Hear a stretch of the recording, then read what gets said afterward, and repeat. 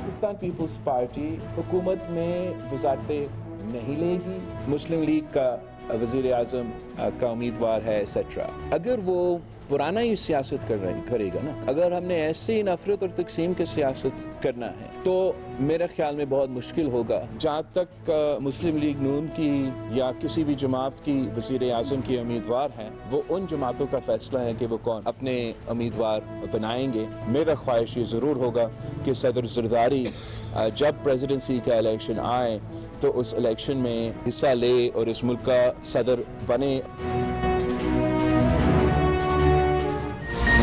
Peoples party ने नून league को नवाज दिया, शेर की बजाय शेर को रास्ता दे दिया।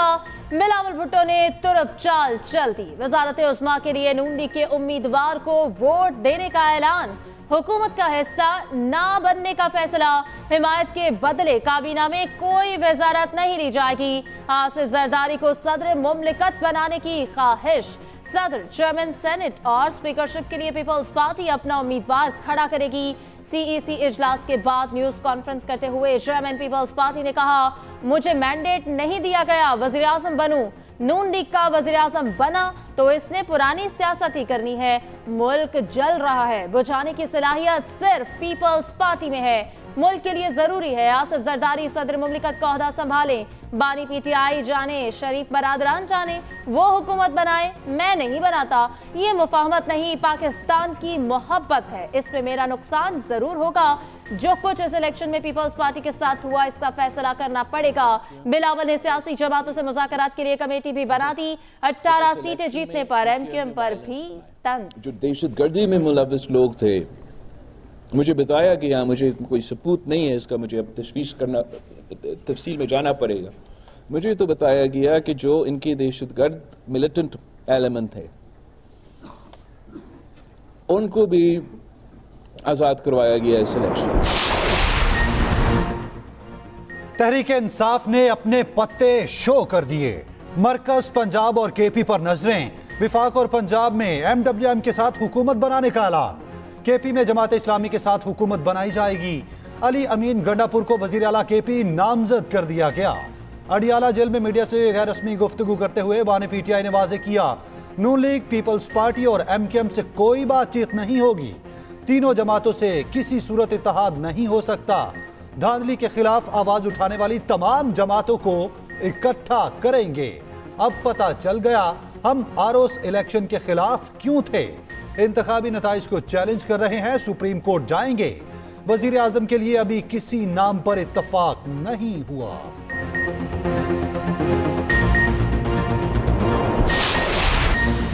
आजाद उम्मीदवार अक्सरियत दिखाते हम शौक से ऑपोजिशन में बैठ जाएंगे।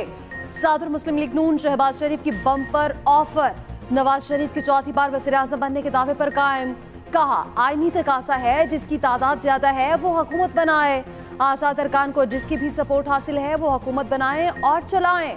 सवाल उठाया, इलेक्शन में धांधली होती तो ख्वाजा साद रफी क्यों हारते, गुजरांवाला, शेखुपुरा, फैसलाबाद और एबटाबाद में हमारे सीनियर सियासतदान कैसे हारे, धांधली के इल्जामात लगाना मुज़ाहिका खेज बात है, अक्सरियत के बावजूद मुशावरत से आगे बढ़ेंगे। शहबाज शरीफ का सबको तलखियां खत्म करके मिल बैठने का मशवरा, सदर मुस्लिम लीग नून से नौमंतखब अरकान असम्बली की भी मुलाकात, पार्टी में शमूलियत इख्तियार करने वालों को खुशामदीद कहा।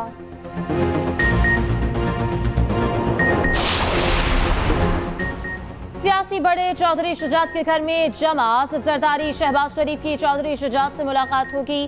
खालिद मकबूल सिद्दीकी, ओन चौधरी और सादिक सिंह जलानी भी मुशावरती अमल का हिस्सा होंगे।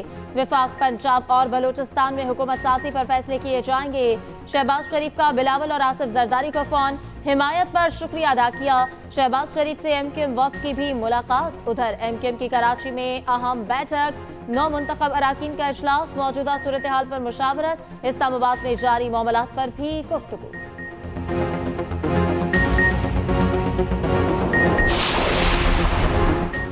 हुकूमत बनाने के लिए पीटीआई के राब्ते शुरू, वजीर आजम और स्पीकर के नाम जल्द देने का ऐलान। बानी पीटीआई ने आमिर डोगर को कौमी असम्बली में चीफ व्हिप नामजद कर दिया। बैरिस्टर गोहर कहते हैं अवाम के वोट की गिनती करें, जो नताइज हैं तस्लीम करेंगे। इंट्रा पार्टी इलेक्शन बहुत जल्द होंगे, इल्जाम लगाया। हमारे लोगों को 20 से 25 करोड़ रुपए ऑफर जारी है। तर्जुमान पीटीआई रऊफ हसन ने बताया, MWM और जमात इस्लामी से इत्तेहाद मखसूस नशिस्तों के लिए कर रहे हैं। बैरिस्टर गोहर, अली अमीन गंडापुर और आजम सवाती का लियाकत बलोच से राब्ता, हुकूमत साजी पर गुफ्तगू।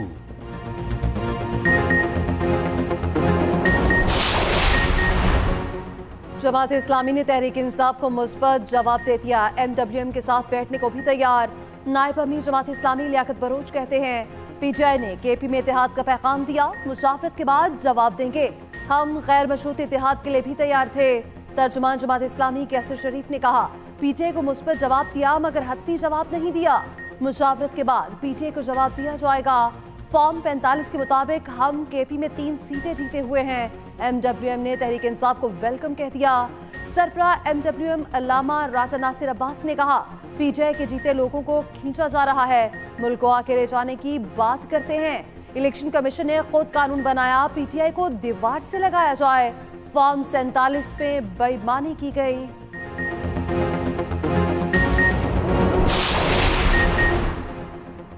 नून लीग का सदर मुमलिकत के लिए पीपल्स पार्टी के उम्मीदवार की हिमायत का फैसला बाकायदा ऐलान जल्द किया जाएगा। शहबाज शरीफ नवाज शरीफ से मुशावरत के बाद लाहौर से इस्लामाबाद चले गए। मुस्लिम लीग नून का तहरीक इंसाफ पर तंज। बैरिस्टर गौहर के बयान पर मरियम औरंगजेब ने कहा, आपने मजमूई 1055 में से 2000 सीट्स जीती हैं। आपकी इत्तला के लिए ये असम्बलियों की सीटें हैं, किसी बस की सीट्स नहीं।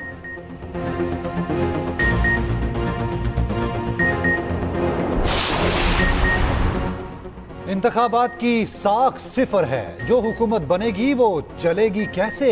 रहनुमा PTI शाह महमूद कुरैशी का सवाल। हुकूमत बन भी गई तो कौम उसे कबूल नहीं करेगी। लतीफ खोसा ने दावा किया, बाने PTI वजीर आजम बनेंगे।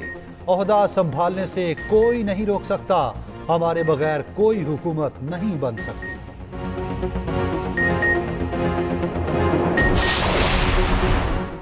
पीपल्स पार्टी का MKM की 15 नशिस्तों पर इज़हारे हैरत जायजा लेने का ऐलान कर दिया। मुराद अली शाह कहते हैं, पीपल्स पार्टी वही फैसला करेगी जो मुल्क के मफाद में होगा।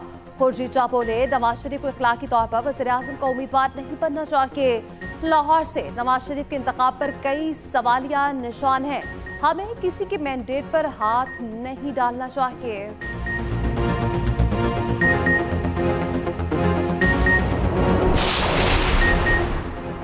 इंतखाबात के बाद की सूरत हाल का जायजा। JUI की मरकजी मजलिस आमना ने सर जोड़ लिए। इजलास के बाद मीडिया से गुफ्तगू में तर्जुमान JUI असलम गौरी ने कहा, इस्लामाबाद, खैबर पख्तूनख्वा और पंजाब की रिपोर्ट का इंतजार है। इलेक्शन जिस तरह हुए सबको पता है, अगर हुकूमत बनी तो बैसाखियों के साथ बहुत कम अरसा चल सकती है।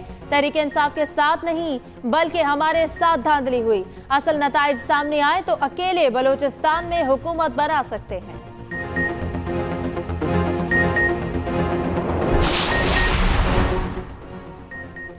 4 मार्च को नए वजीर आजम का चुनाव होगा। हुकूमत साजी का मरहला आ गया। कौमी असम्बली का इजलास 29 फरवरी को तलब किए जाने का इम्कान। वजीर आजम कौमी असम्बली इजलास तलब करने की समरी सदर मुमलिकत को भेजेंगे। कानून के मुताबिक 21 दिन के अंदर कौमी असम्बली का इजलास बुलाया जाएगा। इजलास के पहले दिन अराकीन पुराने स्पीकर से हल्फ उठाएंगे। 1 मार्च को स्पीकर और डिप्टी स्पीकर के लिए कागजात जमा होंगे। 3 मार्च को वजीर आजम के इंतखाब के लिए कागजात नामजदगी जमा कराए जाएंगे। वजीर आजम के इंतखाब के लिए 169 अरकान की हिमायत लाजमी। अगर कोई इतने वोट ना ले सका तो रन ऑफ इलेक्शन होगा। असेंबली में मौजूद अरकान की अक्सरियत वजीर आजम का इंतखाब करेगी। सूबों में भी वजीर आला के इंतखाब का यही तरीका। 8 मार्च को सदारती इलेक्शन होगा। कौमी और सूबाई असेंबलियां सदर के इंतखाब के लिए पोलिंग स्टेशन होंगी। 12 मार्च को मौजूदा सेनेट के निस्फ अरकान।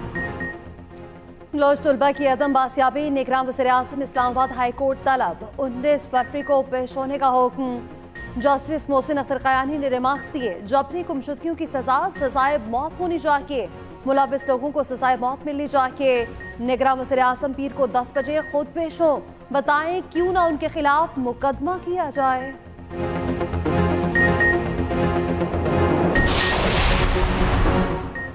सानेहा जड़ावाला पर पंजाब